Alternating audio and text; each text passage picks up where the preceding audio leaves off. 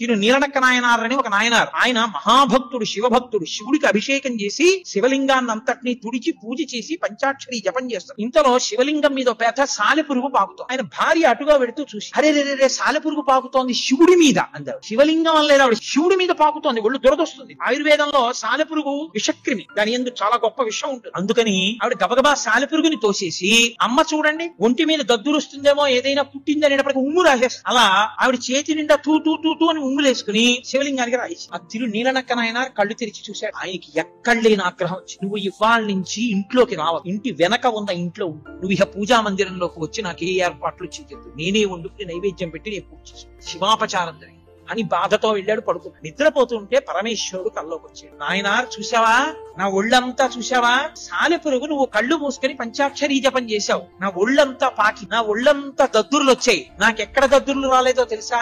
ఎక్కడ నీ భార్య శివలింగం శివుడే అని నమ్మి, శివుడి మీదే సాలెపురుగు పాకుతోందని నమ్మి, శివుడికి దద్దురెక్కుతుందని భావించి సాలెపురుగుని తీసి ఉమ్ము రాసేసిందో భక్తి ఉన్మాదంలో అక్కడ దద్దురెక్కలేదు, మిగిలినవన్నీ దద్దుర్లు ఎక్కే. నీకు కష్టం అనిపించింది, నాకు ఆవిడ భక్తి కనపడింది, భార్య కాళ్ళ మీద పడి తీసుకురావాలి. శివుడికి క్షమాపణ చెప్పి తిరు నీలనక్క నాయనార్ భార్య కాళ్ళ మీద పడి ఇంట్లోకి తీసుకురా. ఆయనకి కావలసింది ప్రేమ ఉంటే ఉపచారంతో సంబంధం లేదు. ఉపచారాలు ఇన్ని చేసి ప్రేమ లేకపోతే ఆయనకు